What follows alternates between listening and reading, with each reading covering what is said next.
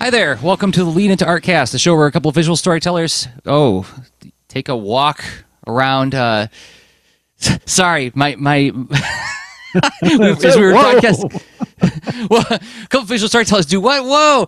No, my YouTube stream started playing, and I was worried that it was going to double up into the feed, and so I was like, "Oh, stop the feed!" Anyway. Visual storytellers, we make things and we talk about the things that go into making things, like the lifestyle of visual storytellers, planning projects, enduring projects, coping with projects, running your own independent creative business, and then all the thoughts that go into actually making things like that communicate and mean something to people. We think hard about this stuff. We think really hard about this stuff, and we drill all the way down on these topics. So you'll think hard about this stuff too. My name is Jersey Drozd. I'm a cartoonist and teaching artist. The other host is... Hey, I'm Rob Stenzinger, a game designer and user experience designer. Hey, Rob. Hey, Jersey. We're doing it again. And what are we talking about this week? Well, we have a lot of times we do one topic, and it's in the style that you mentioned earlier, and where we just we explore it from like the ground level. We think about it in a practice situation, but then we also try to tackle it from a theory perspective as well. But here we have sort of two separate topics that I think have some conceptual bridging, and that's going to be a fun experiment because this is an opportunity to answer a sort of a listener question that will be fun to unbox. Then that's kind of under this my paraphrasing umbrella of like finding why we publish. But then we had this recent pretty wild situation, like almost like internet weather, where Patreon decided to make a policy change, and then they chose not to make a policy change. And it's really, I've been wanting to chat with you about that. So this is a great forum for it. Me too. Yeah. When the news broke about this, and we'll explain in more detail if you don't know what we're talking about. I tried to read as much as I could before I said anything publicly. And then when I finally did say something to my patrons, they walked it back and they're like, nope, we're not going to do it now. But we'll go into that in more detail in a second. Do you want me just to hit the music so we can start talking the first topic, which will be Patreon? Yeah, let's jump in. Go. And there's the music indicating that the show has now begun. First topic in our 2-for-1 episode. Or I think about like Marvel 2-in-1. You didn't read that when you were a kid, did you? No, but I mean, is that like just two stories? It was just like no, it was no, it was the Thing from the Fantastic Four with another guest star. So it's just like basically a comic about the Thing, but every episode was 2-in-1. So you got the Thing and the Punisher, the Thing and Spider-Man. Oh, isn't that a crossover? I guess so. Yeah, it would be like a crossover series, but yeah. So it's not. This isn't a 2-in-1 because it's the same guys, but it's a 2-for-1 in terms of topics. So Patreon. Let's see if we can nutshell this. What happened this week with Patreon? Not that we ever want to turn this into like a news show, but I think there's something to unbox in what happened, how people reacted, and how we think about moving forward, given what happened. Well, I think we have some context that's rather timeless, where you are an independent creator. And you've chosen and adopted different tools that you sort of set yourself up to be able to run your business. And then if there is a big change with one of those tools, that can be pretty disruptive, because how independent is your independence? Are you, well, both in how much you depend on given platforms or tools, and how they change their pricing or policies, or what's allowed or not allowed. But then there's like, how big is your team? And how much can you weather big changes, right? And so here Patreon comes along as a pretty darn impressive place to publish content. It's pretty robust as far as tools. It's like people can sign on as paying or not paying patrons, which is honestly, remember Scott McCloud's book, Beyond Comics? Right? Reinventing comics. Reinventing he talked comics, about he spent a lot of time talking about micropayments. If we can ever crack that nut, he said, that will be the true liberation for creative types, because everybody will be able to like tip a penny on different things. And there was that one BitPay, I think, that like he really got behind about like 10 years ago. Do you remember that? Yeah, but it was but the market wasn't quite there. And like there's timing's everything. where you can have inventions that don't get fully adopted because people aren't just, it's not in their vocabulary. It's just like like a step and a half away from where they'd be comfortable reaching. Right. And Patreon like hit like some sweet spots. And in my opinion was very timely and in delivering like a platform to publish. So it's like, hey, guess what? You don't have to pay for where you're hosting your stuff. It's a way to communicate in a structured manner with your audience and sort of drive ongoing awareness and engagement. And then it's this whole thing that like seemed maybe forever unrealistically reachable until suddenly it was, where a micropayment of $1 felt micro enough in whatever 2013 or 14 when Patreon was taken off, right? Somewhere in there. Mm-hmm. Yeah. And so that was there. So the market was more ready, as opposed to the more experimental and researchy tools like Scott McCloud adopted years ago. And it had a different feel than like a tip jar from and way different functionality than like PayPal, right? Anyway, so like, I mean, this is context. I think that's important to say. Like, it's not just saying, well, there was sort of an ad-driven content portal that I can host things like Tumblr that are like a competitor to Tumblr. It's like a different animal tool capability thing that it also had like kind of like newsletter kind of feel to it too, right? Because your patrons could be notified by email whenever you post new content, thereby never having to actually visit your Patreon page, right? It pushes it out to them, which bypasses the need to some degree to go on social media. So like it just scratched a lot of itches. It really did. And for further context, before this happened, the last couple months, as I've been thinking about 2018, I was like, I really thinking about just like moving the Boulder and Fleet URL just to the Boulder and Fleet Patreon page and have that be the canonical place for now, and forget about this whole webcomics model for a while. And that's trust, isn't it? Yeah. Right? Yeah. You're like, this thing has been behaving and working in a certain fashion, right? Like maybe you have a car that's a little wonky but now it's not for 6 months, 8 months, 9 months. And you're like, okay, it's cool. I don't have this sudden surprise or worry or annoyance or whatever to deal with. And in fact, maybe I'm going to depend on it even more. And that's what a good tool should do for you. And it should give you that kind of signal and reinforcing your trust and your loyalty. And then sometimes the tool bites back, right? So I'll try to describe this simply because I also don't trust my full understanding. And there's been some excellent writing on this whole what actually happened. But initially, and actually the service as it stands now, the content creator, in other words, me, I'm the artist making the comic Boulder and Fleet. When people patronize it or pledge to it, I pay the transaction fee on that payment plus some percentage that gets taken by Patreon to keep their lights on. And because of the nature of transaction fees and the way they aggregate things, it made the payments fluctuate between like 83 and 90 something percent on the dollar, right? 83 cents to 90 something cents on the dollar. Which is part of the formula too, like to hit that correctly. Like, so putting yourself in Patreon's shoes, they did a lot of, they did a lot of homework and projections and estimating their costs of how can they run their business and what kind of margins are they dealing with. And they provided like a strong enough approach to get significant investment and also to like run well for years. Like it's not like the early days of some other tools you might recall where they're like, oh, there's a fail whale and oh, that's a meme now. And like, no, Patreon just worked really well. And like, that is not trivial.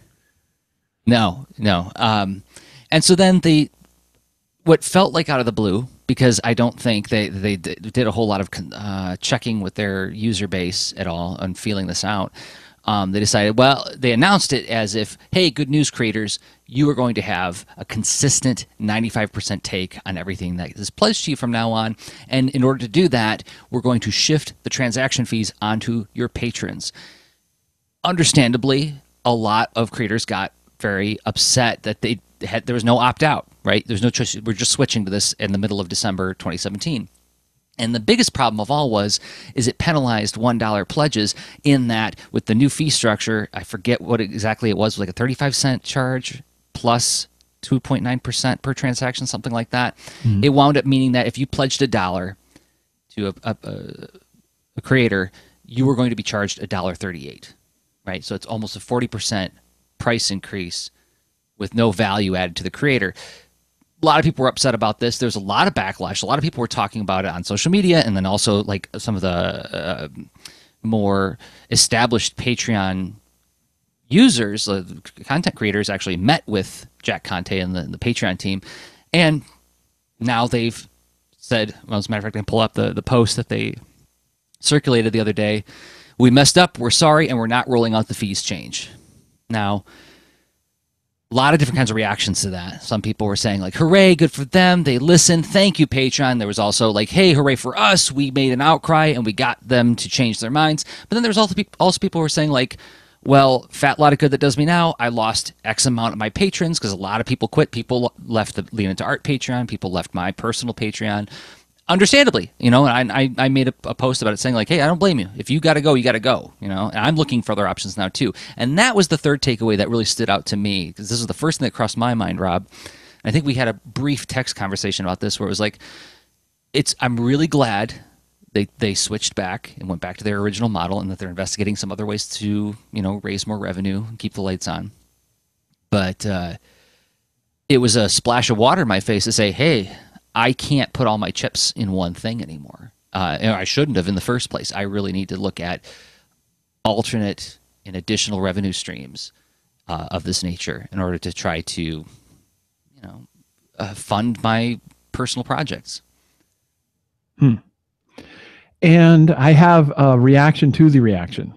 Okay. Because sometimes we detect a problem and it's totally reasonable, but like there's a combination of how you feel about the problem and also functionally what's really happening. And one way to answer that would be exactly what you said, is I'm going to now on an ongoing basis switch how I'm working to have another stream of effort that's maintaining another place, to another venue somehow to make to have my audience be able to support my work and, you know, pay for the things that they enjoy and what have you. But that doesn't come at zero cost. So is it really the right strategy? And I don't think that's going to be a one size fits all thing, because in a way, it's like, I think it's similar to insurance, right? If something really bad happens to your car or your home, you don't have a backup home or car necessarily, right? Or you may not maintain a fleet of homes or cars where it's like, well, this went wrong, but I know what I can do if something does go wrong. And you know, different level of response, which I don't blame anyone for having a huge emotional response to this, because but at the same time, having a huge emotional response and having that dictate your business strategy on its own might also bring other risks. So it's worth weighing out your options. And, yeah, and that's definitely going to figure in as I have been investigating other different services. Is how much of this is going to be adding additional effort to my life, right? Am I going to be chasing? Chasing is like one of my negative words for 2018. It's like I don't want to be chasing anything as much as I used to. I'm getting tired. So how much chasing is going to be involved with me using this service? How much of it is passive? How much of it is active? And to further frame up my reaction to it, when it happened, my reaction was disappointment. It was very strong disappointment. But at the same time, and I put this in my Patreon post, is like, this is what happens when we put all of our chips someplace, right? It's like, it's their service. They ultimately have that choice, and I am taking that risk by showing up and participating in this thing, right? I don't have to necessarily like it, but and it was cool that the user base, spoke out and convinced them to change their minds. But once they've done that, it shows that, okay, well, this can happen. It reminds you, well, it it diminished the trust, right? And I still love the service, and it's very, very convenient to use. But what would have happened had I actually been, relying on that income? That would have been much more emotional. Yeah, totally, and legitimately difficult. Yeah. So, I mean, the question is, how are you reaching your audience? How are you growing your audience? And how are you engaging them for, like, I mean, essentially you are your own platform in that situation.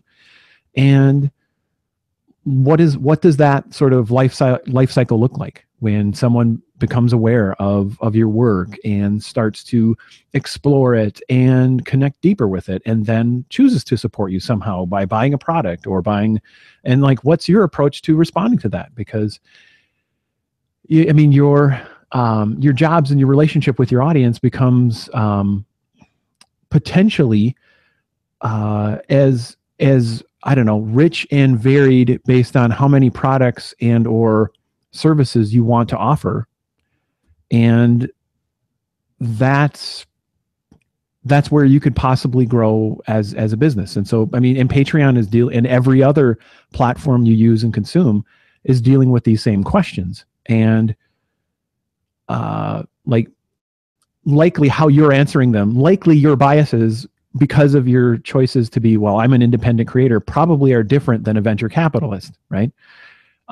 Saying, well, I think Patreon is on their C round of funding, which is, this is starting to be make or break time, I think, right? I'm no venture capitalist expert, right? But you go from in like ABC, and maybe D round is like the final go time. You better, accomplish these big things and fly as a business, or not, as the investors pull out, because theoretically they have taken a small risk with an A round and a B round and what have you, but then the risk increases as they're spending more money on you, and they're expecting performance from that.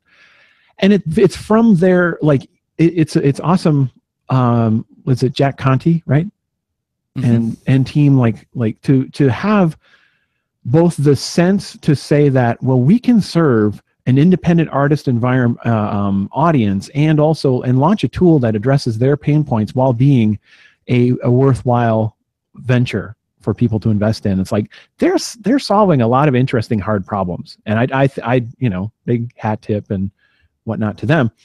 But anyway, and like, in your own way as an independent creator, you have on your, and in each of us on our scale, you need to deal with some of these questions, hopefully, and visit that on some basis to say, like, which direction do I need to go in? Am I trusting this platform too much? And if I am, how do I want to, mitigate that risk or whatever? Maybe I pull my email list off of Patreon and I manage that somewhere else, so I can hop to a different place if I need to, and that's enough. Or maybe there's even more. It's like, yeah, as many strategies as individuals out there as far as how everyone finds a way. So did you want to talk about some of the other, like, when we think about diversifying, like how we think about it and what kinds of things we can begin that investigation into? Yeah. So what other tools, maybe things that we find intriguing about them, whether or not we've tried them yet? You linked to Gumroad's blog. I'll pull it up, Mm-hmm. but I'm wondering if you could talk about that a little bit, because I didn't read this. Well, let's see. So I'm trying to go from memory here, but like Gumroad, they were on the spot with this announcement, and there was a rising wave, like I mentioned, internet weather, right? And there was a storm and wind blowing, and as far as if you're connected to the independent creator community, you heard about the Patreon thing. Clearly Gumroad is there too. That's their audience. Gumroad is a place where you can have a presence where you sell physical or virtual goods, and I think even like recurring subscriptions and stuff. So it's a pretty flexible, interesting, and affordable platform. And they were like, okay, well, we're going to, I'm trying to remember. They said they dropped their fees or something.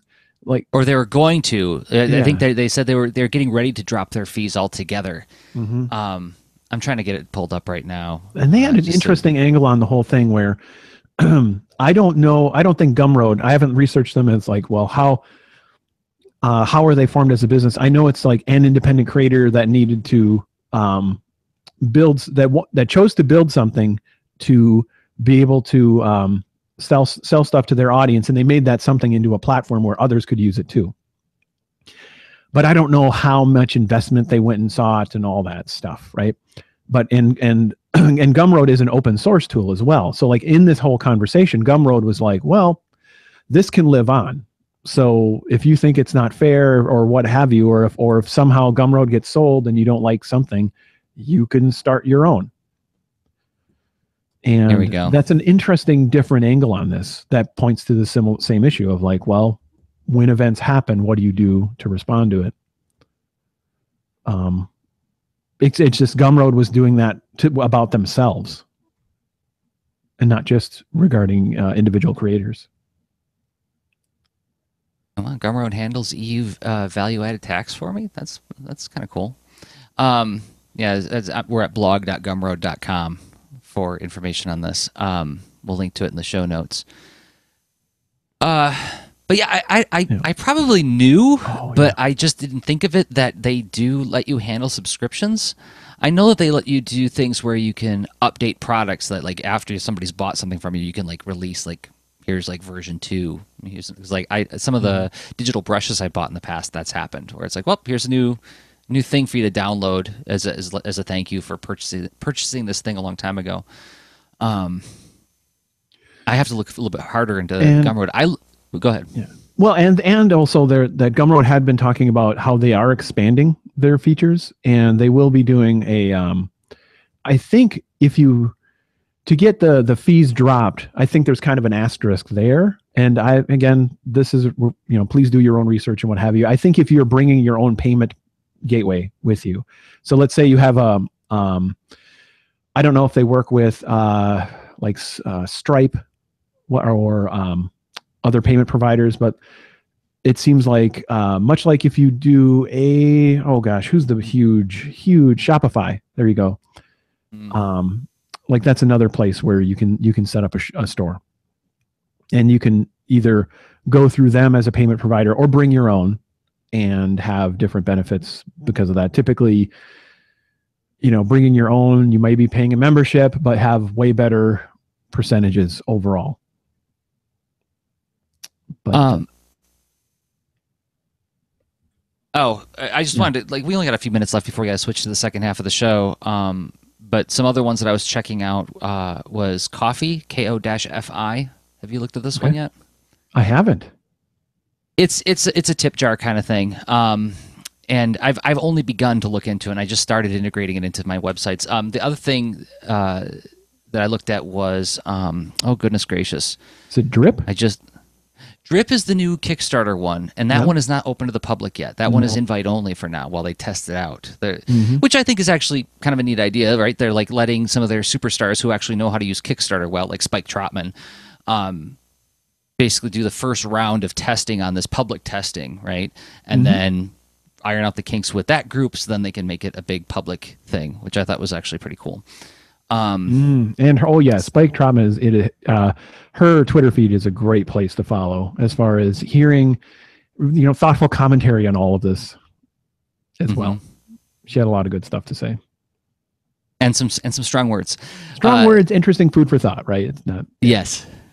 The other one I was checking out, which seems to be more of focused on the European market, because I think it works in euros, and the email I got it looks like it's in German or Dutch, is Steady. Have you seen this one yet? No, I haven't. SteadyHQ.com, and that's another one. It's like a subscription service that I just signed up for and just begun digging into. But then the other part of it that I'm thinking about right now is at the very least, I'm abandoning this idea of putting like the canonical website on Patreon, Because my thinking was at the time, I was like, well, if I have a button on my website, that's like one more friction point. That's one more step I'm asking somebody to take. But if they already land there, there's the blog right there, and then here's the button to sign up for more, then, that conversion funnel seems a little bit more frictionless, right? And you could experiment with that. Yeah. So let's see. I'm trying to think if there would have to be a way where you could do some even A/B testing, routing traffic to each, and then seeing which performs better. I'm not thinking of a tool offhand because it's been a while since I've done an A/B test with my own stuff. But an A/B test is essentially saying like, you've got your standard, your default, the thing that is what you would measure against, and then the B is like, what if this? And so then essentially, if you routed some traffic to Patreon and you found that it converted faster, like, or just to a higher percentage, then you got a signal to follow, and then you try that.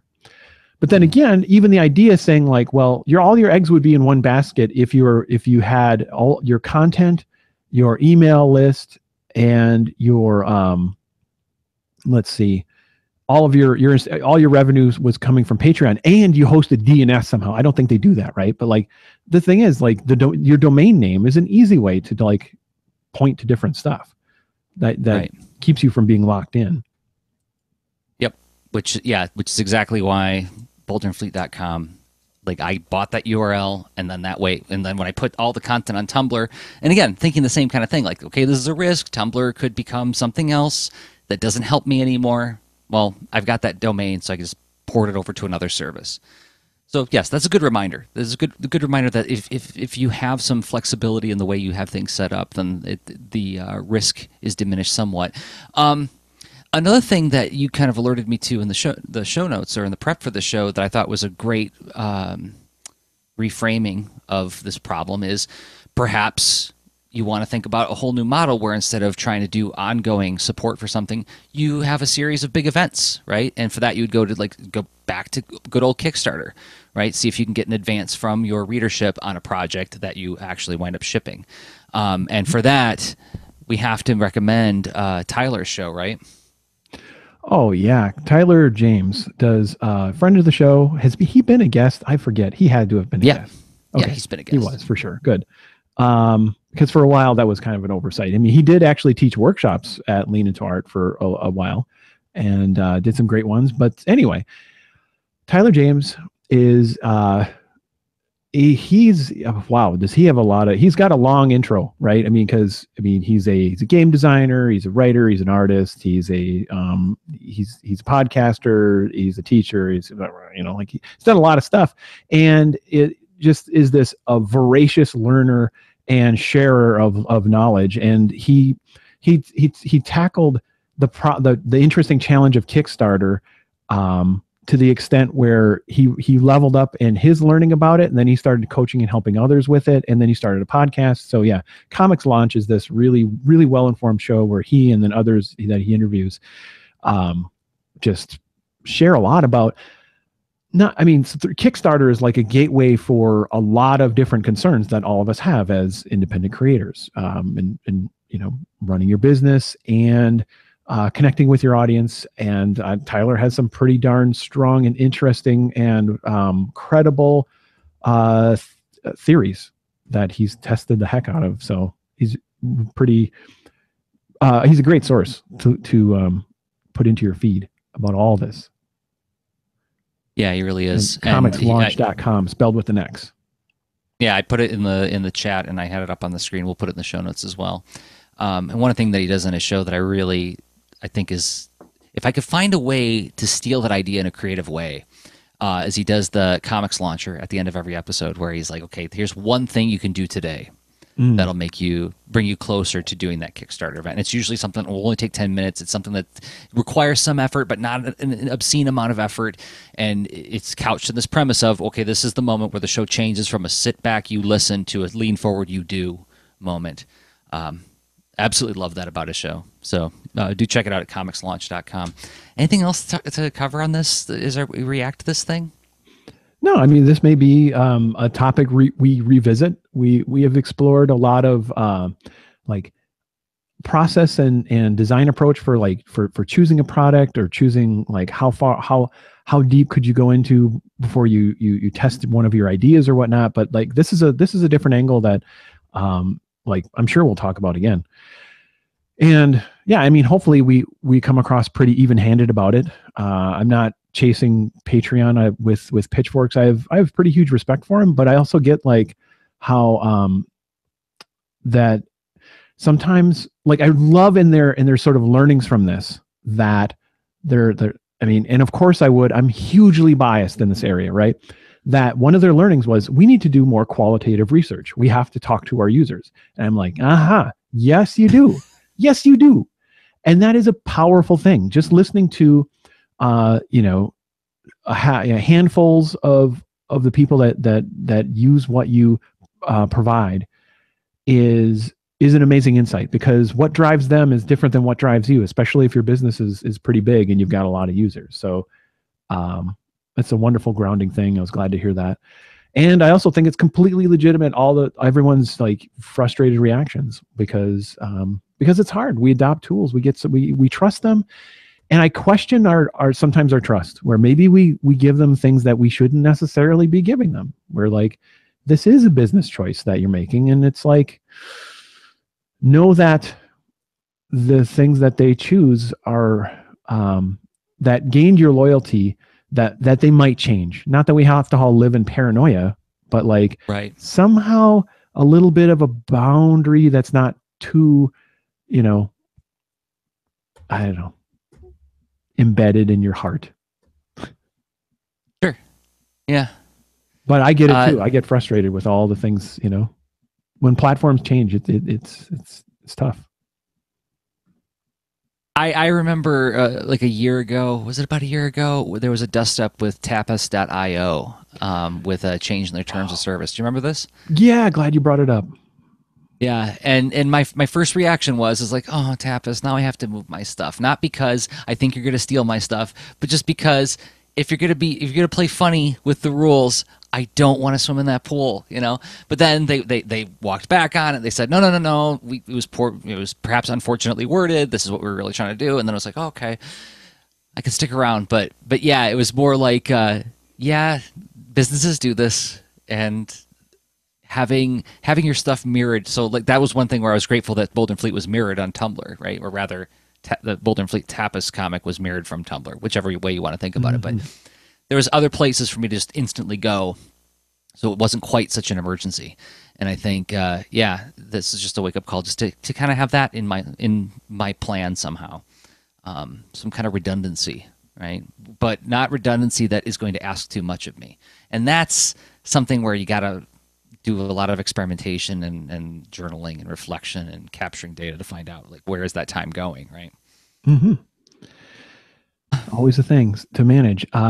So yeah, this was good. But we've got one more topic to tackle. One more, boy. Two topics in one. All right, so in about a minute and 30 seconds, we are going to. What are we going to talk about? We are going to answer a leaner's email. We're going to talk about why we choose to publish things after all. But before we do that, we have to thank some people who make this show possible, and those people happen to be a bunch of leaders who support us on, oh, funny we should mention it, Patreon. Patreon.com/leanintoart. If you don't know what it is by now, it's ongoing support for projects, right? It's a way to give us a monthly thumbs up, a pat on the back, a monthly signal that says you believe in us and the work that we do. And we want to thank 5 people who've been doing just that for this ad spot. First up, Jodelspox, or is it Jodelspox? JODELSPOX. You can find them on Twitter at JBOMBARTIST. So J Bomb Artist. Then, of course, D. Jusan, longtime supporter of the show. Thank you, D, for supporting us. You can find D at DEEJUUSAN on Twitter. And then Olivia Burton. Thank you, Olivia, for supporting the show. You can find Olivia on Twitter at Olivia Birdton, TON. And Chris Watkins at ODORIPARK. So Odori Park. Thank you, Chris, for believing in us and what we do. And finally, Shawnee Redfern. Find Shawnee on Twitter at SHAUN. So Sean, I, and then red is in the color, and Fearn is FEARN. You guys help make this show possible. You guys make the show sustainable for us. And if you want to join them, you can go to patreon.com/leanintoart, where you will find all the shows that we make, as well as the extra leans, the shows we record in between the main shows, where Rob and I riff on a topic and try to land on something, and we usually do. And then that is for patrons only, and it becomes an open mic thread where you can talk about whatever you want and interact with us there. And we thank everybody who has been supporting us at patreon.com/leanintoart. It does mean a lot to us. Thank you. One of the reasons we do the Twitter shout-outs, by the way, is that we really do hope that if you really like the way we break down topics and think about things and drill down on this stuff, you're bound to have something to connect with these other people that we mentioned. And it really makes me super happy to see different people who support us on Patreon interacting on Twitter sometimes. It happens from time to time, and it's sometimes during things like Art Sound Off, but also just like throughout the year. And it's just given that Patreon is the only place where we really have any kind of like community features, right? There's no forum on the Lean Into Art website. I don't know. It's just we do that for a reason, because we want you guys to check each other out and find out what you're all doing, because you're all leaning in the same direction, as it were. Oh, that was awful. Dad joke time. So it's it had a bit of a dad joke workout before the show started, right? So, yeah, we did. What's happening to me, Rob? It's because I grew this darn beard, isn't it? It's like, oh, I'm dragging you down, beard, so no making way. you old. Yeah. All right, so it's second topic time. So here we go. Here we go. How about this for our bridge music to say we're now back into talking about visual storytelling topics. Yeah. We're gonna be serious about this. Darn right. So what do we? What's the email we got? So, and what's funny is that it's not an email where someone went and emailed us at let's see, leanintoart@gmail.com, which they can do that. But this was sent to us via our contact form on leanintoart.com, which, sometimes that gets used by folks who do internet businessy things, and they're like, I'd like to promote what you do and this and stuff, but and that's fine. But even better is when we get a question from a listener. And what's funny, I'm just going to say, I literally use a script that does randomize among patrons and choose people who are a $1 or above patron that we thank, right? And then it narrows that down to 5 or what have you. And what's funny is it's Chris Watkins sent us a question, and he said it was okay to read this on the air and all that, which is one of the features on the form, because maybe you have something that's a little not something that's really easily comfortable to mention or share, but you wanted to tell us, and that's okay too. So either way, you can go to that contact form at leanintoart.com/contact. And let's see, I will sort of fly through this message. And so Chris Watkins says, hi, Jersey and Rob. I just listened to the rebroadcast episode of 144 on satisfaction with the work with Casey Van Heist. As you guys got into the conversation, there was one core question I've been wrestling with lately that I thought was orbiting the same topic.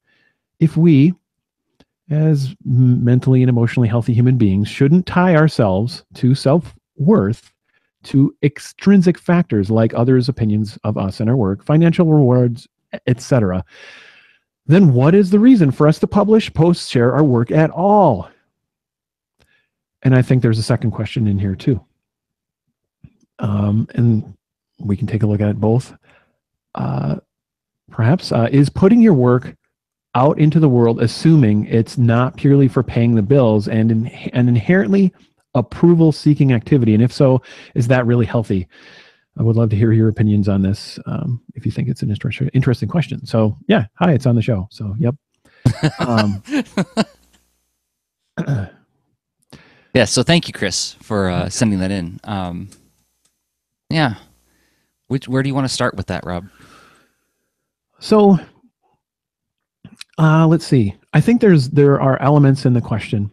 There's kind of I think there's a you element, like you as an individual, I as an, like you as a creator of stuff, and then there's the social part of it, and how there's some element of putting what you do out into the world, and like why are you doing that and all that kind of stuff. And then I wonder if there's this other angle on it where that maybe it's back to the individual, where there's been a, like, let's see, we really haven't addressed creative myths, in our like 6+ years. Nothing like head on or explicitly, right? But like things like biases and assumptions about people who tend to want to make stuff, and things that we tell ourselves and things that we hear or expect. Yeah.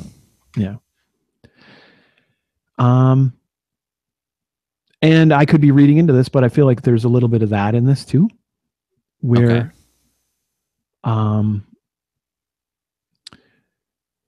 if you think about, like, okay, so why do you put your work into the world, Jersey? Because I'm going to say this knowing that there's more layers to this, right? So I'm going to start with the immediate narrative that springs to mind, which is a narrative that I have honed, repeated, refined, and iterated upon for the past 20 odd years. Okay. And that is, I want to help kids the way comic stories helped me when I was a kid. Right? There was a moment when I needed something. These comic stories came along at the right time, and I found just the right kinds of stories that bolstered me and gave me some tools with which I can engage with the outside world. And looking back, I see how helpful they were to me. I want to be that. I want to provide that kind of experience for a young person. I also want to do it in a way that makes a living for me. I want my peers to, this is going to get icky. I want my peers to think that I'm clever and that I'm capable and skilled at this thing. I want my peers, I want fellow creators to say, "Oh, I wish I would have thought of that. I wish I would have. That's a great layout." That kind of thing. And then I want the feeling that I created something excellent. I want to feel like I did something that, regardless of any other feedback, I know this is really, really good. I think right now, off the top of my head, those are the motivations I can immediately think of. That's, I feel like you hit a pretty wide framework with that. As specific as each one of those things is, it to me, it seems to speak to, tell me if this sounds incorrect, of course, right? Because I'm reacting to what you shared, and a little bit in the lens of things that I thought of based on the question too. So you have, you're doing this because of, it's almost like your beliefs have a mission aspect to them, right? Where and that mission has sort of a has a purpose and outcomes that are out in the world, that you're a part of something bigger than just you alone. But then there is your desired experience as well. It's like, well, I want to be able to function as a viably funded member of society. I want to engage in trade in this. Like, there is that aspect. And I'd like a fireplace someday. I'd like a fireplace. I'd like a place that actually has like a big studio. I'd like more studio space, and yeah, I would like to have a lot of trees in my yard. And I'd like to live in a place where deer I can see deer in the backyard, that kind of thing. Yeah, there are experiences that I want too, and I want my work, the work that I enjoy doing, to be the stuff that provides that for me. So yes. And then there's another couple of angles as far as um, the belief and the belonging, because there's the belief and the belonging in to the, as far as the outside world. You didn't mention teaching, but like to me, like there's this part of it as far as connecting to spread this to others and welcome others into this, right? Yeah. And like that's not there, but like I wrote it down for some reason, but because like I don't know, it just popped out as like you mentioned recognition among experts, right? And that's sort of the another aspect of belonging and recognition is the I mean that's a sense of accomplishment of expertise and quality, like that you have brought it back to the thing that called you, said this is wonderful or amazing or exciting or scary or whatever, but get up and do this. And then the experts, the skillful practitioners to say like, yeah, hi, I have a question for you. Oh, you have a question for me. And now we're exchanging ideas and maybe even teaching one another, or somehow there's an exchange that it embodies that recognition of the skillful crowd in your discipline. So what about any of that would be bad, do you think? Well, and so how lame of a question, right? So poo on me for saying pick an evil. There's evil in this room. All right. One of these things is a suspect. I've got the clue card right here. It's in the envelope. Who do you think did it? Well, I mean, if my whole sense of self-worth relied on those signals, which come and go, and there's only a certain amount of control I have over them, then that feels like a recipe for sadness, right? Like if my sense of self-worth relies on people in the industry turning to me saying, people I respect in the industry, I should say, like, so people who I look up to turning around and saying like, wow, tell me how you did that, Jersey, or, oh, I read this and I just cried, it was so good. You know, if I had to count on that in order to feel like I had a reason to get up in the morning, boy, I'd be in big trouble. Because while it has happened, I've had nice moments where like somebody who I respect turns around and says, you know, I contribute something to a conversation, and they respond very positively. Feels great. A lot of glowing, warmth, like real emotional warmth happens in those moments. But that is a reason. That's not the only reason, right? There's like we talked about diversifying earlier, right? I diversified my motivations because You've not anyone concept that whatever we walk away from, I want that to be our bridging concept among these topics. is diversification of something to help sustain you. And if the financial motivation was the only motivation for why I do it, then that too I would have given up a long time ago, because it's only been in the last couple of years that I've actually been able to make this really work for me. And even then, I'm still clawing all the time. So that can't be all it either. And I come back again to something Brandon Dayton talked about on our show. And I highly recommend, if you go to leadintoart.com and in the search bar, just do a search for Brandon Dayton. All of his appearances on the show are excellent. He always brings really great food for thought to the show. He's one of my favorite artist thinkers. And he talks about this monastic approach, and another way of thinking about it, like the monastic approach is like the process of doing it is why you do it.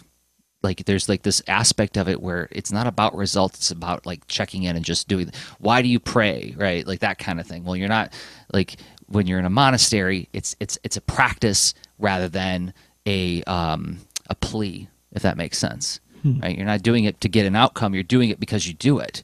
And this habit, this ritual of it is its own reward in a way. It realigns you, right? Meditation is one of those things. You're not meditating literally to get to nirvana and like, oh, I've achieved full actualization and now I'm the Buddha consciousness, right? Like, I guess, but like that only a few people have ever claimed to have done this. Most of the time it's framed up as this thing where it's a practice that keeps you aligned. And so a piece of it that I've come to rely on a lot is falling in love with doing it itself, right? Which is a hard thing to practice and maintain, and it's certainly a hard thing to sell because making things is often extremely frustrating, right? As a game designer, Rob, I'm sure you can speak to this. Making a game presents you with untold opportunities to question your choices. Oh, it's an abysmal pit that I can't recommend to anyone other than I love it, and I somehow want to believe I'm sane for choosing this. And and it's not even a joke, but it's I really like what you said as far as I mean, there's two interesting elements: the practice element, and the thing you said as far as if my whole sense of self-worth depended on this. Because like it's just, if you get a success signal, if you're doing well in like any of those things, any of those areas of concern, mentioned as far as your mission and your desired experience and your recognition and belonging and all that stuff, and then you make and I've done this. I've been in positions and as far as like different roles, clients, projects, what have you, and I'm like, this is me, and that's a thing, or I don't think I'm alone in that, but like I've made that error of saying like, this is who I am. And it's like, and it feels like it's so right because things are working, and like that confidence and belief is fueling. But then when circumstances change, and then that's not the circumstance that I chose to label as me, is what I'm experiencing now, that's really hard. And I go through loss and frustration and all this kind of stuff. So okay. I like to present myself as a fairly upbeat, even-tempered, kind person. And I think for the most part that's true. But I have been known to completely fly off the rails at times. And when I fell off the rails one time, it was because I was so wrapped up in this identity of I'm the guy who sees making comics for kids as the noblest pursuit that one can have, right? Like there's nothing greater that humanity can do than make comics for kids. And I feel very passionate about it, sure, but there's a lot of different. Agree with that, sure, but there's a lot of noble things that people can do, And I unspooled at my computer monitor once, arguing with somebody about just screaming, "Don't you care? Don't you care about what you're doing?" And I was so angry. And in retrospect, stepping back, I was like, yeah, that was me identifying a little too much with a piece of narrative that is the incomplete picture. And had I been in that space where I'm recognizing all those different facets of my life, I wouldn't quite have, my emotions would not have been so twisted up about that. Can I want to hang a lampshade. I got an urge. Please. All right. Okay. So another, like a rephrasing of all this is you're not what you do alone. Like this is some part of your experience and whatnot, but like it's risky and not without danger to somehow say that is who you are. And it's the whole, it reminds me of like, well, some mindfulness training and Buddhism, which I am nowhere near any kind of expert or guru whatsoever, whatever. Right. But it doesn't stop me from saying like, oh, these are interesting, helpful ideas. And the attempt to apply them has led to some helpful insights. So the idea that I am not my thoughts, the idea in psychology that We are all beings worthy of love, and we are fine as we are. Like, and then somehow as artists we're like, yeah, but I'm hungry to do that, and I'm so excited. That's fine, but just watch out, because and that's the kind of that's pointing at the sort of one of the kind of myths we can dig into, as far as I think misunderstanding ourselves as creators or what others expect of us. We're like, oh, that's me, I'm that. And if I could round back to one of the original questions, which was, why share it at all then, right? If the work is not you, and if you're really like falling in love with the process of doing it, then what's the point of sharing it and distributing it? Well, as I think both of us agree that, like, well, wanting feedback, wanting recognition, wanting for people to interact with it in a positive way is not necessarily a negative thing.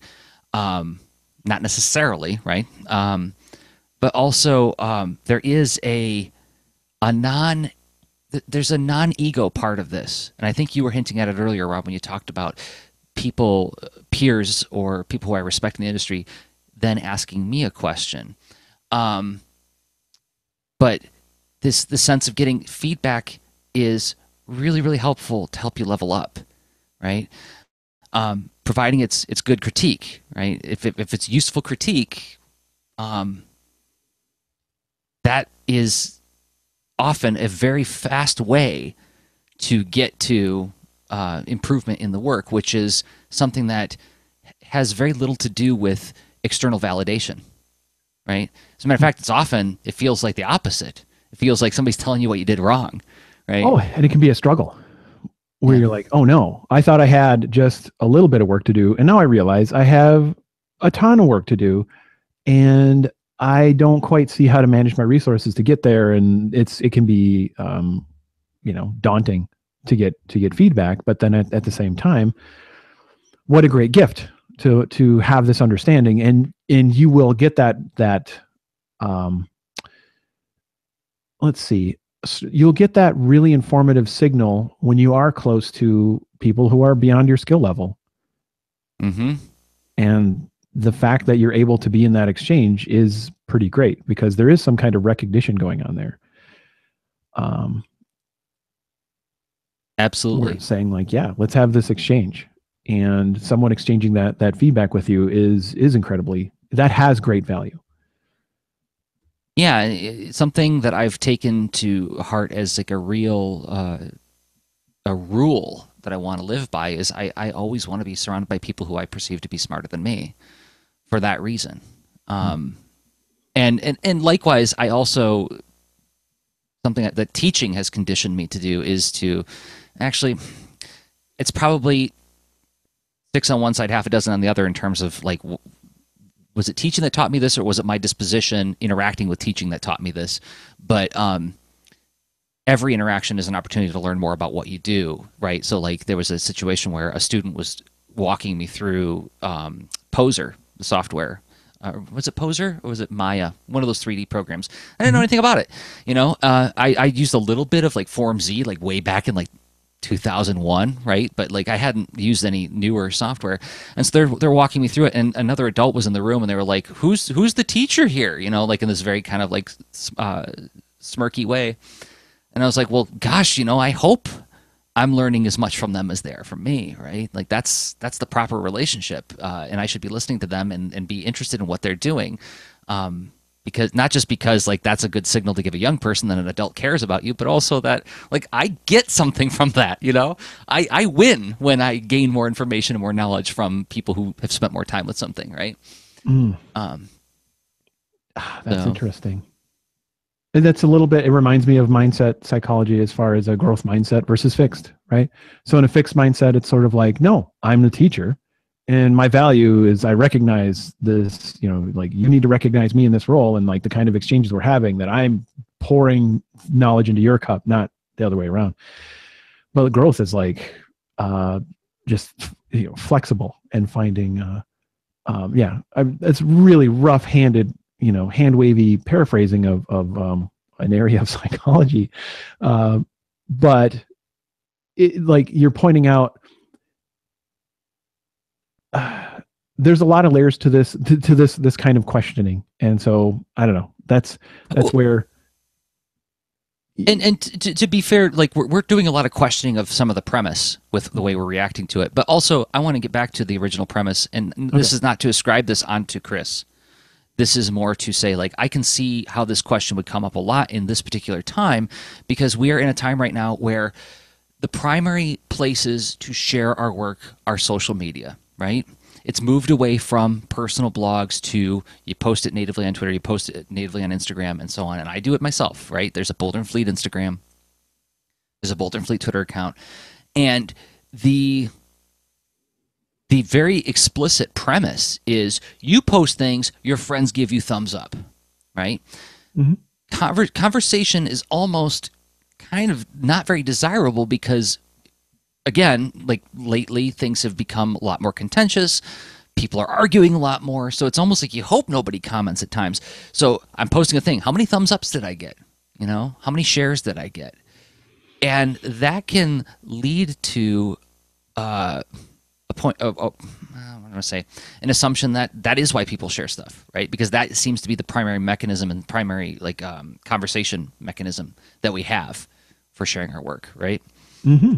Yeah, and that honestly can literally be why you share the work, because it's nice to get positive reaction. You did a performance in a way, every drawing you post, and then to say like, oh, people clapped, great, that's neato, I like it, and that is that is reinforcement psychology. There's a positive signal happening there.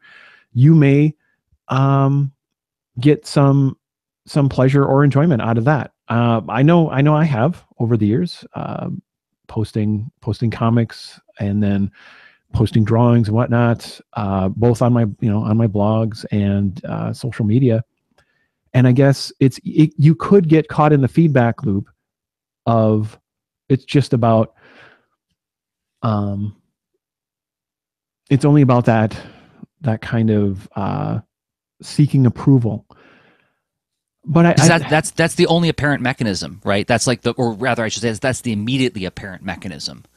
And is that the only outcome of those things, right? Because people are, they are noticing your work, and then over time, it's kind of a grassroots marketing sort of thing. You have some audience responding to what you're doing. And that can help, depending on the platform, where that actually does spread the content to a wider audience. Like that on Twitter, it works like that now. If you will see tweets of people you don't follow based on people you do follow liking stuff. So, that's not a bad way to try to gain some kind of scrappy awareness. It's not going to be as effective probably as an ad campaign or growing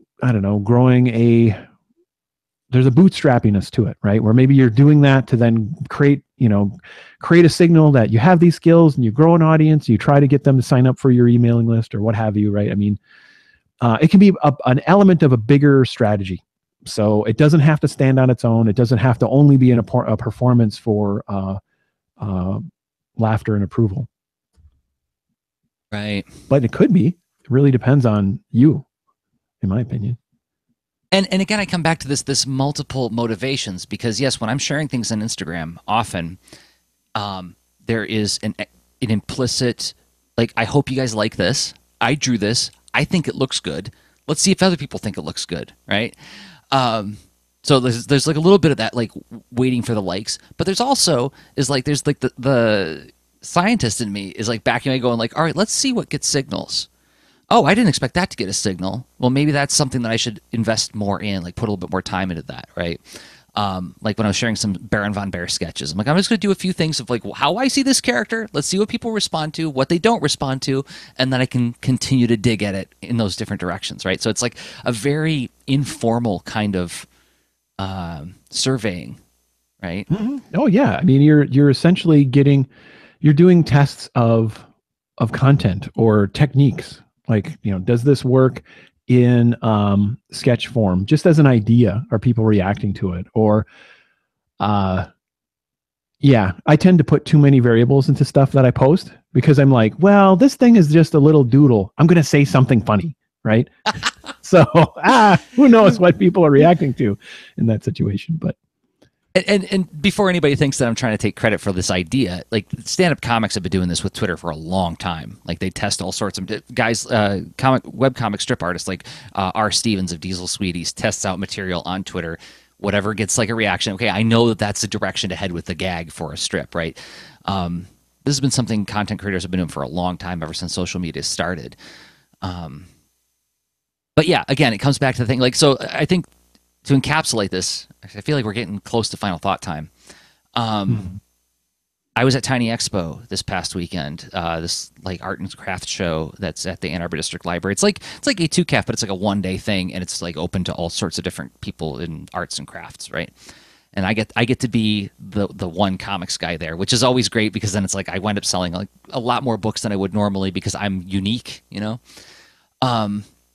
But so I was selling well, and I was happy with my sales. But also, there was a lot of kids come to this thing. 'Cause it's just before the holiday season, so like a lot of people are gift shopping, and so a lot of kids come by the table, and I get to watch them interact with my work and like respond to. Is like this one little kid like saw the Captain Cat cover, didn't even open. Was like, Dad, I want that. I need that. That's the one. Give me that one, Dad. And he's like, well, don't you want to read it first? I'm like, well, I guess. And then she like picked it up and started reading it. Right? Still wanted it, you know. And there was all these, and because it has this really festive kind of pleasant atmosphere. You've been to A2CAF, Rob. You know what it's like. It's like people show up ready to discover, and they're willing to have conversations with you. I got to talk with a lot of kids about comics and about my comics and about just comics in general. One kid, it turned into this little impromptu workshop session where I was doing like the shape, size, line, and color thing for the kid, talking about Big Hero 6 and how his shape relates to, say, Jafar from Aladdin and so on. And somebody came up and asked me how the show was going, like how are your sales doing? I was like, well, they're okay, but I also just got to talk with a lot of kids about comics. You know, like there you go. I said everything else is a wash. So it's like, yes, all those motivations were happening at the same time, right? I want to sell my work. I want more people to know about my work. I want to get a signal from the audience that the work is valuable, and that gives me some kind of monetary feedback. But I also just want to have young people interact with comics in a really positive way. And if either one of those things is happening, great. Both are happening, super great, right? That kind of thing. One more lampshade. So okay. What I hear, I mean, you have that's a systemic approach. So you have multiple goals, and you've set yourself up in a variety of ways with skills you've practiced, the kind of engagements and commitments and roles that you've taken on as far as doing, so much teaching of comics over the years, and creating so many different comics, and many of them targeting your very specific primary audience that you're seeking and whatnot. And that's like having multiple goals, and also recognizing you as an individual have multiple needs and reasons why you're doing this. There's kind of this ongoing tweaking and upgrading the system that you're using to go about all this, and to try to like narrow all this down to like one particular concern, and to say, so part of it might be approval seeking, but that's not the whole picture, right? Part of it might be making money, but that's not the whole picture. Part of it is a mission, but that's not the whole picture. So there's a lot of elements here that function together to help bring about all the things you're trying to bring about. Great. And as a matter of fact, talking about the teaching, David Grom is in the chat. Is saying maybe for another episode, you guys can do an episode on things that are specific to teaching kids comics process, like things that can help appeal to them, to get them excited and keep them interested. David, I think you reached out to me on another platform about this. At least it sounds familiar to me. If not an episode, that feels like that could be like something that goes into leadintoart.com/workshops, doesn't it, Rob? Oh, totally. Like that may be you teaching about how you teach. You actually do this, and turning that into a leadintoart.com workshop, because it's killing me. You've taught this workshop in Incubate a couple times, and and then yeah, in the form of it, you taught years back at the Up Fair, right? Oh, the Up Fair. Yeah, I've been Yeah, teaching this for years. Like since 2008, actually, was the first time I that's ever good. taught this Comics: A workshop. Pathway to Learning. Comics: A Pathway to Learning. Yes. I remembered it. And there's like a 61 page kit that I put together that Mm. like I've been distributing for free for years, but like that gives you the lesson plans, but it doesn't necessarily give you like the style that I use to keep kids interested and keep Mhm. them motivated and focused on what they want to do. So yeah, I think David, you just described our next. It's something we could probably put together fairly quickly, Rob. Mhm. Our next workshop for leanintart.com/workshops, which we're going to talk about in a second. Do you feel like going to final thought, Rob? Yeah, I think it's time. Maybe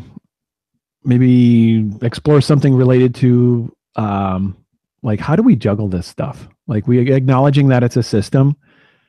Um, like that's a lot to keep track of, and how do you keep that going? Okay.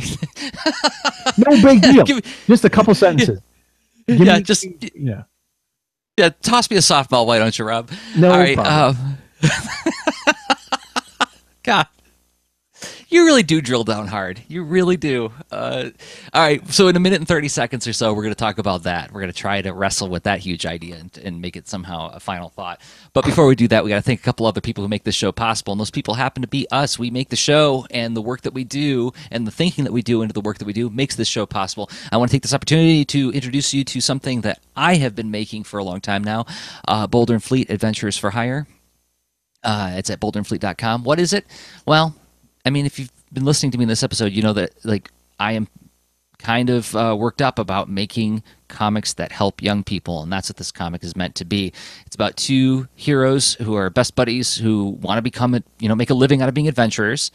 And Fleet the Bird she's this very ambitious creature who wants to be very rich and famous and have all sorts of respect and admiration from her peers.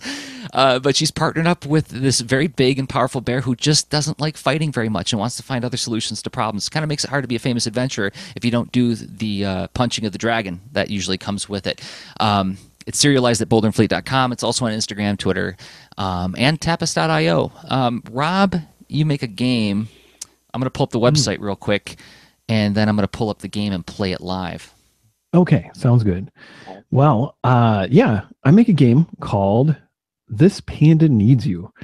And what the whole situation is, maybe you're thinking you've got a little one where you'd like to introduce them to some gaming on a tablet or phone or desktop, and you want something that's not heavily demanding. Maybe you're looking for something to just relax to, and you like some shape stacking and pattern matching. Well, This Panda Needs You is perfect because you're here to help out this panda who keeps encountering these patterns of shapes, and a cloud comes along and knocks him down, and your job is to put it all back together the way it was in the beginning. Panda is there celebrating with you. You're making some progress. The music gets a little faster and happier, and then the panda dances, and then of course you solve it. Panda moves on. There's like more than 50 puzzles here that get progressively more difficult, but still it's in this context of not some kind of urgent, the world is ending, which wire do you have to cut on the bomb kind of thing. It's just, yeah, help a panda stack some shapes. And as I mentioned, it's available on a lot of platforms. You can get this in the iTunes App Store. You can get this on Android. You can get this at itch.io. And so what that means is it's available for Windows and Mac desktop. It's available for Android phones and tablets, and as well as on iOS for Apple devices. So you can always learn more about it too at this-panda.com. All right. I'm going to quit out of the game. I do love that music. I love that that's become the music of our final ad spot for the show. But let's suppose that, by the way, itch.io, I heard a bunch of people talking about that as a potential way to fund projects. We got to talk about that further in a future episode. Interesting. Yeah, and of course there's Twitch, good old Twitch, the thing we keep chatting about experimenting with, but kind of breaks our setup, how we do our show. So anyway, aside from that, there's another thing that you can do to support our show. Yes. So I mentioned leanintart.com/workshops a moment ago, and that is where, if you're here because you like the way we think about stuff, then perhaps if you haven't downloaded them yet, Oh, come on. I want to go back to the workshops page, please. Thank you. We have self-contained multi-part workshops there. My comics fundamentals course, which actually, if you're interested in the way I teach stuff, that's like watching me do it. It's a little different than in my youth classrooms because it's virtual, but you could sort of like get a sense of what my classroom experience is like by downloading Comics Fundamentals. Rob has making video games from your comics, storytellers UI tools. I have been part of Rob's workshops, and I find them to be incredibly accessible. We've done episodes where Rob has taught me how to code on the show, and he makes it a lot less intimidating and shows you how you already know how to do this stuff if you've been solving other creative problems. And this is just a new creative problem with a few different names. So you can find them all at lianatuart.com/workshops. You can download them at a price of your choosing, even $0. But you know what? Helps if you add like a little bit to it. Or you can download them first and then come back and purchase them, quote unquote, again, to give us a little tip for something that you got value out of.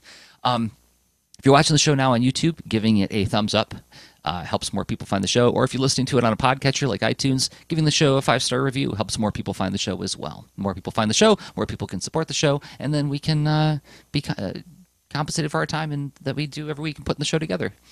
So thanks to everybody who has been doing all those things. It means a lot to us. Yes, it does. Thank you. Final thought time. All right. No biggie.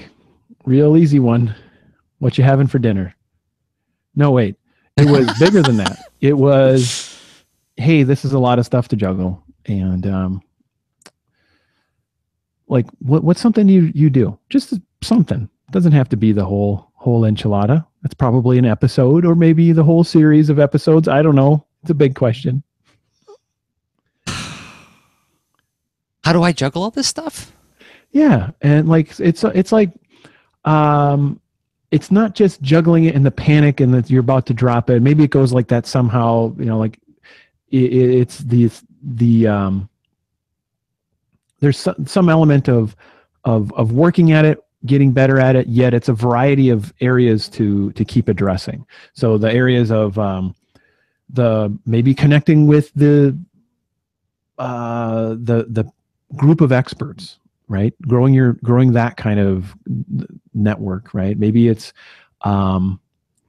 maybe how do you hone down the like what was the one you wanted to get a foothold on first, or you found really helpful because you got a foothold in, and then it helped you get to the other areas. Like for instance, oh yep, I know why I'm doing this. This is my mission. It's like maybe is that where it began? No. I had to find my mission after, like for me at least, yeah. I had a vague sense of mission, but I didn't even know that it was a mission, if that makes sense. I felt this is something I love doing. I feel like I have some kind of aptitude for it. Call it talent if you want, but it was, at the very least, it was something that I found was easier for me to do than other things. I got reactions from people, right? That's an important part of it. Like when I did the thing, people went, whoa. And I'm like, okay, well, that means something. I should continue on with this. But it wasn't until a handful of years in to doing it that I realized what my mission was. And it came by way of getting signals that I said no to, right? So when I first started working in published comics, I was offered jobs that I went, no, I don't want to do that. And then, which raised the question, why don't you want to do that, right? So that led me to understanding why I was doing it, right? There was something innate, but I didn't have words for it, especially as like a 19-year-old, 20-year-old. I didn't have the perspective. So that sense of, so once that mission was like, it was starting to take form and have words, then it became a lot easier to know what signals to start paying more attention to, right? So, for instance, I teach a lot of kids classes. I sometimes teach adult classes, but not that much, right? And there's a reason that I didn't pursue that signal, right? Yes, I teach the workshops on how to teach comics classes to kids, but that rounds back and feeds into that other signal of helping kids, right?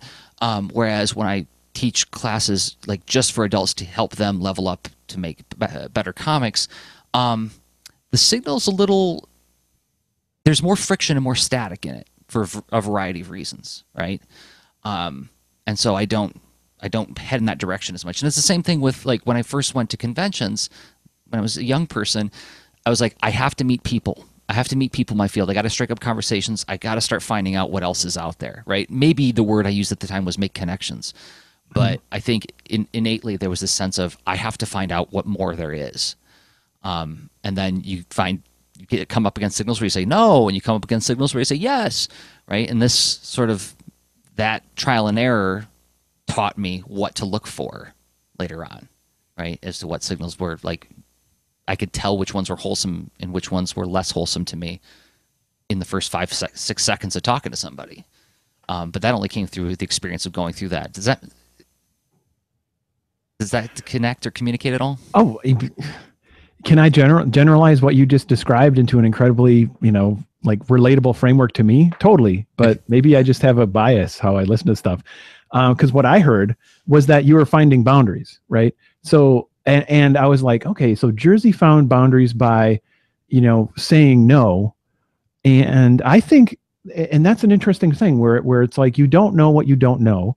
So you start out with this with good intention, and like I didn't know that there was all these different things to juggle and deal with to try to sustain keeping at this. But like I think what each of these things are in a way like areas of concern is like I named them because I got hurt by them, and I was like, well, why does that hurt? And so like for me it was like finding a boundary or by failing. And it's like, well, okay, different game projects and then whatnot that I started. It's like, well, why did this fail? Well, we weren't meeting on a regular basis and what have you. And it's like, why did this other thing fail? Well, it wasn't really clear who was, who, there wasn't like a great editorial voice or whatever. And like, well, and how can I fix that? So then going like why and how after failing, right? And like, well, why didn't,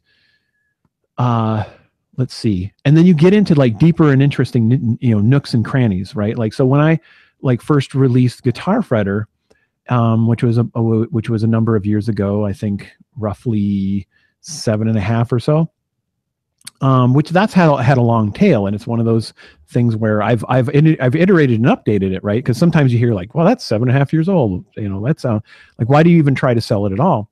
Well, it's because it's a pretty durable problem. Like people want to learn the notes on a guitar fretboard, and sometimes learning stuff is a grind, and so putting it into a game context, whatever, it's not that So I happen to find a little tiny niche, also that had not wild success, but some interesting mild success early because it was early, and because I stumbled on another early lucky thing of like, well, I'm going to do an AdWord campaign. And I'm like, why? Why do I want? Because it's selling. People seem to be liking it, but it's not getting. But the word isn't getting out enough. So now I'm thinking like, well, I need to work on creating this other part of the system that I'm not, I'm not as strong or consistent at, which is spreading awareness of something I made, right? So what could fill in this thing? So just following the pain points and addressing them as it made sense. And then having success. What's funny, the success of like AdWords were cheap for a while on mobile with the keyword guitar. I lucked out because they're not cheap anymore. Right.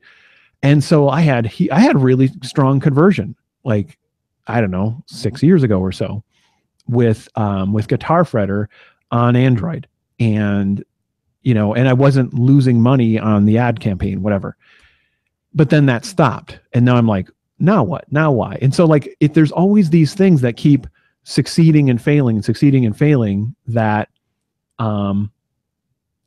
if I can point to anything that has helped me stick with it, is being more patient with those signals and saying like, there's something I can learn from here. And then naming it and getting some kind of my own model for what that is. That integrates back and isn't this alien thing of like, well, there was that one time when this weird thing happened and I don't relate it back. And whether that's always constructive or not, I don't know, but I try to keep tying these pain points back into my ongoing efforts. Mm. Yeah, I think that is how you learn to juggle, right? Um, and there's something where in engaging with it, you discover where it's harmonious with your other efforts, right? Um, Hmm. some things are obvious that this isn't harmonious with what my goal is for this other aspect of my work, but there are situations where you do sense the harmony, and I mean, it almost becomes obvious after a little while once you start finding those boundaries. Like so when I started teaching, it was just because I needed the money. It turned out that like when I showed up, because I had this innate desire to help kids, I was pretty good for a first timer. Like for somebody who'd never been in a classroom before, I kind of took to it pretty well. But looking back, I know I wasn't great at it. I was just like I was good for somebody who'd never done it, right? And then came 10 years of iterating and building on that, which led to podcasting, which led to public speaking, right? And then as each of these things presented themselves, like when I did my first Ignite talk and stuff, I was like, well, why am I really doing this? Well, I guess I can advocate for comics through it. And then when I did it, I was like, oh, wait, this whole getting up in front of people and being able to advocate for something ties into me promoting my work and marketing my book and so many other things, right? Like the connections become more obvious as you bump up against those boundaries. And when they're not obvious, then it becomes a no. Hmm. That's my approach. I think that's really good and pretty and thanks for being a sport for tackling that silly in scope. It was like, hey, here's a premise for a giant 500-page book or whatever. And Well, it was if we're going to play worthwhile, compliment thank ping you. pong, it's because you asked a really, really good question. The way you framed it up. That's So, enough. okay. Okay. All right. I think we did a podcast. So Yes, we did. we do the show every week at patreon.com/leanintoart. It streams live on YouTube, collected as a podcast, and more social media links stuff is coming up in a second. But I don't know what we're going to do about next week, Rob, because next week is the solstice. So we might have to not do it on Thursday. Right. But we'll talk about, that off mic. We'll figure that out. Okay. But then, our social media links that you're going to hear in a second, those are the ones you can pay attention to find out about future shows. It's streamed live at leanintoart.com/live. That's where you can find all the live streams, whether I'm holding it or Rob's holding it. So until next time, thank you, Rob, for this discussion. I think this was good. Thanks to the folks in the chat, Shadowing, David Grom, Kenneth Moore, and Justin Connolly. Yeah, it's thanks for being one of the here. reasons we do it live is so that we can interact with you guys with your thoughts on this. So until next time, I've been Jersey Drozd of leanintoart.com and Jersey Drozd on Instagram. And I've been Rob Stenzinger of leanintoart.com and Rob Stenzinger on Instagram. Okay, bye. Show notes for this episode can be found at leanintoart.com. You can also follow us on Twitter at the user leanintoart, and you can reach us via email at leanintoart@gmail.com. And remember, leaners aren't wieners. Thanks for listening.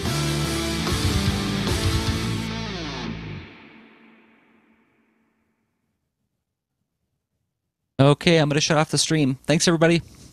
Yeah, thanks for hanging out.